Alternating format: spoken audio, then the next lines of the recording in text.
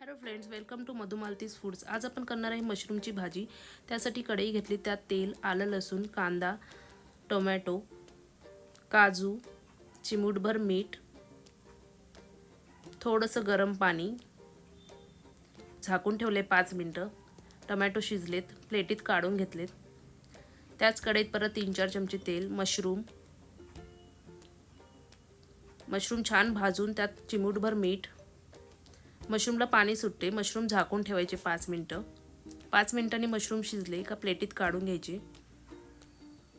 त्याच कढईत परत 7-8 चमचे तेल, प्युरी जे आपण टोमॅटो कांदा भाजून घेतली त्याची, त्याला तेल सुटण्यासाठी 5 मिनिटं झाकून ठेवायचे। 5 मिनिटांनंतर तेल सुटले, त्यात मसाले ॲड करायचे। हळद, लाल तिखट, किचन किंग मसाला, चिमूटभर मीठ।